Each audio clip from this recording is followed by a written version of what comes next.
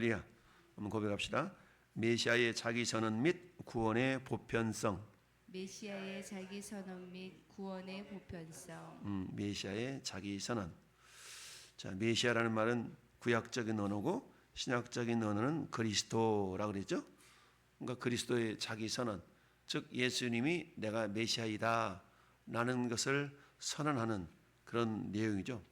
자, 예수님의 사역은 크게 북부 갈릴리 사역과 남부 유다 사역, 유대 지역 사역 이렇게 나눌 수가 있습니다.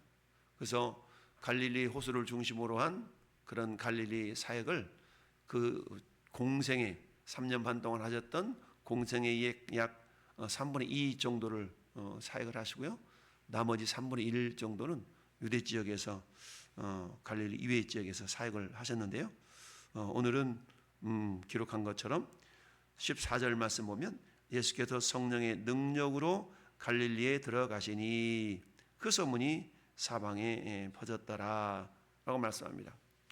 예수께서 절기를 따라서 예루살렘 성전에 가서 또 절기를 지키시고 그러고 다시 또 고향 땅으로 올라오시고 이렇게 하시면서 왔다 갔다 하시면서 사역을 감당하셨는데 오늘 보면은 갈릴리 지역에서 복음을 선포하신 이런 내용입니다.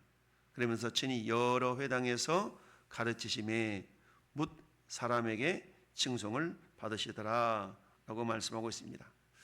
자, 갈릴리 지역에서 주님이 주로 사역을 하셨던 이유 중에 한 가지는 그곳에 인구가 집중되어 있는 지역이 있었는데 그래서 약 한 15,000명 갈릴리 지역에 그리고 약 200여 개의 마을이 있었기 때문에 그곳에서 복음을 전하면 그래도 전해 듣는 사람들이 확률적으로 많잖아요.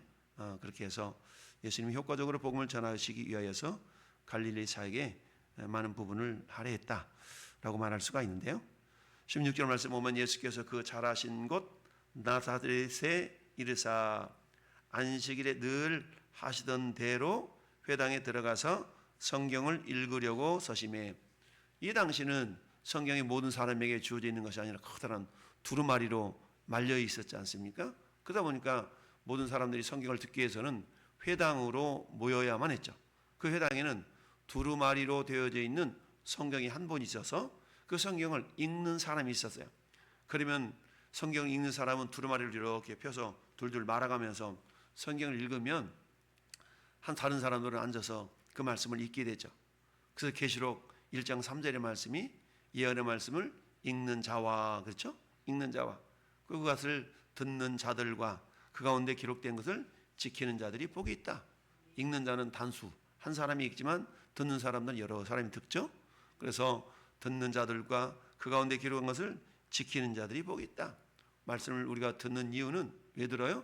은혜를 받고 은혜대로 우리가 순종하기 위해서 말씀을 듣는다. 그래서 회당에서 늘 하시던 대로 늘 하시던 대로 이 말씀을 보면 예수님을 항상 말씀을 가까이 하셨다라는 것을 알 수가 있습니다. 우리들도 역시 마찬가지죠. 가끔 우스갯소리로 우리가 툭탁 성도가 되지 말자. 툭탁 성도. 왜 그래요? 집에다가 일주일 내내 성경 모셔두다가 예배당에 올 때만 툭탁 먼지 털어서 예배당에 오는 그런 성도가 되지 말자라고 하는데 근데 요즘은 성경도 안 갖고 다니잖아요. 성경도 여기 우리 예훈이 형제처럼 스마트폰 속에 다 들어있기 때문에 요즘은 성경도 안 갖고 다녀. 그래서 우리 목사님들도 모임 있으면 간단하게 그냥 핸드폰 들고 다니지 성경 안 갖고 다니는 사람들은 있거든요. 왜냐하면 휴대폰 속에 많은 것이 다 들어있으니까 성경도 들어있으니까. 그런데 우리가 종이 성경으로 보는 그런 것과 이렇게 스마트폰을 통해서 읽는 것과는 또 느낌이 다르고 감동이 다르죠. 그래서 늘 하시던 대로 회당에 들어가서 성경을 읽으시려고 서심해. 늘 하시던 대로 우리가 습관적인 신앙인이 되어서는 안 되겠지만 습관을 만드는 것은 굉장히 중요하다. 우리가 기도하는 습관, 성경 읽은 습관 이런 습관을 만드는 것은 굉장히 중요합니다. 그저 의미 없이 그냥 기도할 시간이야 이런 것이 아니라 기도하기를 습관화시켜서 기도하는 사람, 성경 읽는 사람, 말씀을 가까이 하는 사람으로 우리가 우리 스스로를 변화시켜 나가는 것은 굉장히 중요하죠. 예수님은 늘 하시던 대로 회당에 들어가서 성경을 읽으시려고 서셨다 라고 말씀하고 있어요. 서셨다. 자, 그래서 예수님이 성경을 읽으실 때에 회당에서는 어때요? 그 성경을 이렇게 관리하는 사람이 있었거든요. 그러면 17절에 서심에 선지자 이사야의 글을 드리거늘. 그러니까 예수님 서셨을 때 누군가가 예수님께 두루마리를 갖다 펼쳐 주셨겠죠. 그때 예수님이 읽으신 본문이 이사야서 61장의 말씀이었죠. 그래서 18절 주의 성령이 내게 임하셨으니 이는 가난한 자에게 복음을 전하게 하시려고 내게 기름을 부으사 나를 보내사 포로된 자에게 자유를 눈먼 자에게 다시 보게 함을 전파하며 눌린 자를 자유롭게 하고 주의 은혜의 해를 전파하게 하려 하심이니라 라고 말씀합니다. 그러면서 이걸 덧붙이고 뭐 어떻게 합니까? 21절 말씀에 이 글이 오늘 너희 귀에 응하였느니라 하시니라. 이게 메시아의 자기 선언이라는 얘기죠. 즉 이사야서 61장 1절 2절 말씀 18절 오늘 본문 18절 19절의 말씀은 누구를 얘기한다는 얘기예요? 예수님 자신을 얘기한다, 자신을 나타낸다 라는 것을 선언하신 내용, 예수님의 메시아 되심을 선언한 그런 본문이 오늘 18절 19절이다 라고 말할 수가 있습니다. 여러분 구약 성경은 우리가 보통 옛날 약속, 구약, 옛날 약속이라지 않습니까? 옛날 약속, 약속인데 어떤 약속이에요? 메시아가 올 것이다, 메시아를 보낼 것이다, 이런 약속이죠. 그 메시아를 보낼 것이다라는 약속의 내용이 오늘 18절 19절 즉 이사야 61장 1절 2절의 내용의 말씀이에요. 그런데 이 사역은 결국 성령님이 함께하지 않으면 이루어질 수 없는 사역이다라는 걸 드러내시기 위하여서 14절에 예수께서 성령의 능력으로 갈릴리에 돌아가시니 그랬죠? 성령의 능력, 그저 오직 성령이 임하시면. 여러분 스가랴 선지자도 능으로 되지 않냐고 힘으로 되지 않냐고 오직 여호와 신으로 된다. 결국 성령으로만 된다. 우리 신앙생활 자체가 마찬가지죠. 우리 신앙생활 자체도 누가 말하려면 하나님이 공급하시는, 하나님 말씀하시는 것처럼 말하고, 누가 봉사하려면 하나님이 공급하시는 힘으로 하는 것 같이 하라. 물론 내 힘으로도 할 수 있지 않아요. 그건 내 힘이라는, 인간의 힘이라는 것은 한계가 있고 제한적이죠. 그래서 우리의 신앙이 그야말로 냄비처럼 부르르 끓어올랐다가 푹 식어지는 그런 신앙이 아니라 정말 돌솥처럼 밥을 다 부고 그 누룽지에다가 찬물을 부어도 그 찬물이 벌벌 끓어서 숭늉이 되어지는 그런 어떤 모습, 이건 돌 자체에 따뜻한 온기를 품고 있기 때문에 그게 가능한 것이죠. 그런 것처럼 우리에게도 성령의 능력이 아니시면 우리가 신앙생활을 제대로 할 수가 없다라는 얘기입니다. 우리 세상 속담, 세상 말로 개끝발이 끝끝발 마지막 이런 말도 있지 않습니까? 그러니까 아무튼 처음은 아주 열심히 하는 것 같은데 어느 틈인가 보면은 흐지부지 해가지고 하는 것도 아니고 안 하는 것도 아닌 이런 모습들을 보게 됩니다. 그런데 성령님이 이끌어 주시면 어때요? 성령은 하나님의 능력이기 때문에 지치지 않고 끝까지 이렇게 나갈 수가 있죠. 왜? 인간이기 때문에 잠시 잠깐 우리가 지침을 당할 수가 있는 것이죠. 그러나 이내 곧 다시 힘을 얻어서 일어날 수 있는 까닭은 성령님이 함께 하시면 그게 가능하다라는 사실입니다. 할렐루야. 그래서 18절이 주의 성령이 내게 임하셨으니, 이건 예수님 스스로를 말씀하고 있죠. 예수님이 세례 요한에게 세례를 받으실 때 어때요? 성령이 비둘기 형상으로 예수님에게 임하셨다라고 말씀을 하지 않습니까? 우리도 역시 마찬가지입니다. 우리가 예수님을 믿는 순간, 예수님을 내 인생의 구주로 영접하는 순간 성령님은 우리 안에 내주하신 줄 믿습니다. 그러나 중요한 것은 성령님의 내주하심과 성령님의 충만하심은 다르다라고 그랬어요. 우리가 아무리 성령을 모시고 있어도 그 성령님을 우리가 인정하고 인식하고 성령님을 쫓아 행하려고 하는 그런 삶을 살지 않는다면 마치 꽂아놓은 보리자루 마냥 전혀 영향력을 끼치지 않을 수가 있다는 얘기죠. 우리 주님은 인격이시기 때문에, 성령님은 인격이시기 때문에 성령님과 상의하고 성령님께 보고하고 이런 가운데 성령의 인도하심을 우리가 받을 수가 있는 것이죠. 그런데 성령님을 전혀 우리가 의식하지 않고 살아간다 그러면 로마서 1장의 말씀처럼 내어버려 두사 이런 일들이 발생할 수가 있는 것이죠. 그럼 어떻게 돼요? 성령이 역사하지 않고 그냥 내어버려 두사의 삶을 산다면 예수님을 믿지 않는 사람과 거의 다를 바 없는 그런 삶을 살아가게 되는 것이죠. 그러면 어때요? 세상 속에서도 저 사람이 예수를 믿는 사람인지 안 믿는 사람인지 구별이 안 되게 되는 것 아니겠습니까? 이런 모습을 우리 하나님이 기뻐하지 아니하시고 너는 세상의 빛이요 세상의 소금이라. 무슨 말씀이에요? 세상을 변화시키는 주인공이 되어야 되는데 세상과 동화되어 가지고 세상과 짝해서 세상을 본받는 삶을 살아가는 그런 모습을 하나님은 원하지 않는 것이죠. 우리가 세상을 변화시켜 나갈 수 있는 그런 주인공들이 되어야 되는데 이를 위해서 주님은 성령이 내게 임하셨으니 예수님이 하신 사역이 뭡니까? 가난한 자에게 복음을 전하게 하시고 여러분 심령이 가난한 자는 복이 있나니 천국이 그들의 것이며 여러분 가난하다는 것은 땡전 한 푼 없다는 그런 의미가 아니잖아요. 여기서 심령이 가난함이라는 것은 뭔가 필요를 느끼는 자 뭔가 필요를 느끼는 자를 우리가 가난하다라고 말하죠. 여러분 아무리 억만금을 가지고 있어도 더 가지려고 한다면 이 사람은 많이 가졌지만 실상은 가난한 자예요. 그러나 어때요? 아무리 내가 부족하다 할지라도 주 예수는 나의 목자시니 내게 부족함이 없습니다 라고 주님으로 기뻐하고 만족하며 살아간다면 이 사람은 부유한 자다라고 말씀할 수가 있죠. 우리 원로 목사님 계시록 강의하실 때도 그렇지 않습니까? 실상은 너희가 부유한 자다. 결국은 어려움 속에 있었지만 어때요? 경제적으로는 굉장히 어렵지만 그런 예수 그리스도로 말미암아서 정말 믿음 안에 사는 그런 모습을 보면서 실상은 너희가 부유한 자다라고 주님이 말씀하셨고 그리고 스스로가 부자라고 얘기했던 라우디게아 교회 같은 경우는 너희가 가난한 것을 너희가 모르는구나. 너 벌거벗었잖아. 이렇게 주님이 또 책망하시는 것을 보게 됩니다. 이처럼 주의 성령이 되게 임하셨으니 가난한 자에게 복음을 전하게 하시려고. 우리가 복음을 전할 때 모든 사람이 아멘 아멘 믿고 돌아온다면 얼마나 좋겠어요. 근데 어때요? 우리는 그 사람이 가난한 사람인지 부한 사람인지 우리 모르잖아요. 여기서 가난하다는 얘기는 뭡니까? 스스로가 복음을 받아들일 만한 그런 어떤 자세가 된 사람을 의미할 수가 있겠죠. 그래서 우리가 복음을 전하다 보면 어때요? 가난한 사람들을 만나게 됩니다. 가난한 자에게 복음을 전하게 하시려고 내게 기름을 부으시고 성령의 역사하심이죠. 나를 보내사 우리 주님은 저와 여러분들을 보냈어요. 어디로 보냈습니까? 가까이는 내 가족, 내 친척, 친지들에게 보냈고 또 멀리는 어때요?